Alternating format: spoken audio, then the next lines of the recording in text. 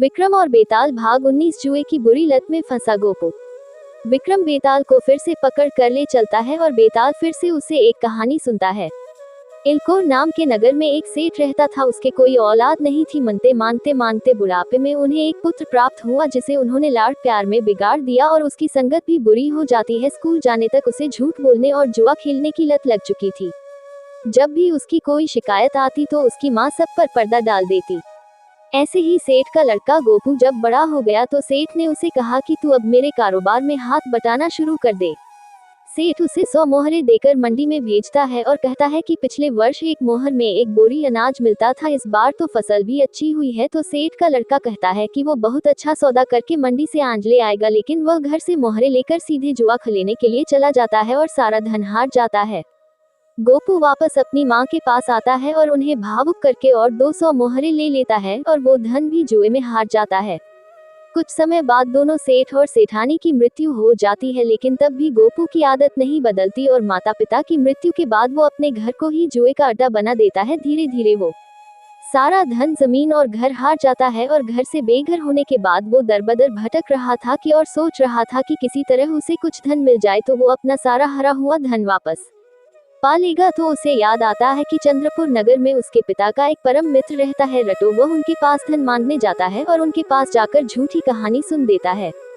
गोपू के पिता का मित्र उसे अपनी शरण में ले लेता है। सेठ अपनी बेटी रत्ना के लिए गोपू को पसंद कर लेता है और दोनों की शादी करा देता है। शादी होने के बाद गोपू सोचता है कि वो तो वहाँ पैसे मांगने गया था, उल्टा उसके गले बीवी पड़ गई। अब उसे यह चिंता थी कि अब उसे लेकर कहाँ जाएगा। गोपू के दिमाग में एक भयंकर ख्याल आता है। वो जुए के चक्कर में इतना फंस चुका था कि वो रत्ना के सारे गहने बहाने से निकलवा लेता है और बाद में उसे कुएं में धक्का देता है। गोपू रत्ना के सारे गहने लेकर जुआ खेलने जाता है और सारे गहने फिर से हार जाता है। रत्ना कुएं में गिरने के बाद भी नहीं मारती है। वो मदद के लिए आवाज लगती है तो पास से गुजर रहा एक आदमी उसकी आवाज सुन उसे निकाल देता है।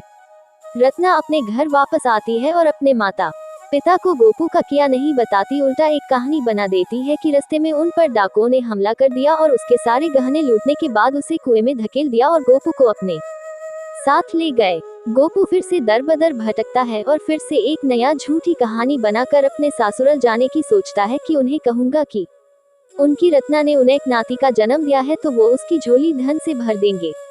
यह मंशा लेकर वह अपनी सासुराल जाता है और दरवाजे पर रत्ना को देख हैरान हो जाता है। रत्ना गोपू को देखकर कहती है कि वो किसी भी बात की चिंता ना करे। उसने अपने माता पिता को उनके किए का कुछ नहीं बताया है, उल्टा उसने सब कुछ छिपा दिया है और गोपू को भी सब कुछ छुपाने के लिए कह देती है। गोपू को रत्ना अंदर लेकर जाती है और उसे भोजन कराती है।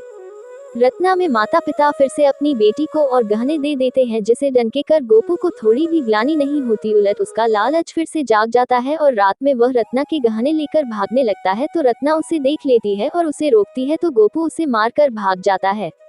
अब बेताल विक्रम से पूछता है कि बता, रत्ना ने गोपू की गलती को चुप कर अच्छा किया या गलत। राजा विक्रम बोलता है कि रत्ना ने गोपू की गलती को छिपाकर गलत किया है, क्योंकि जिस आदमी ने गहने के लिए उसे कुएं में फेंक दिया था उस इंसान को दोबारा मौका देना सही नहीं था, लेकिन उसने उसे दूबर मौका देकर गलती की जिसका अंजाम उसे अपने प्राण देकर चुकाना पड़ा। राजा का उत्तर सुन बेताल फिर से उड़ जाता है और वापस अपने पेड़ पर जाकर लटक जाता है। सब्सक्राइब, लाइक, शेयर एट जोशीमयांकम 69।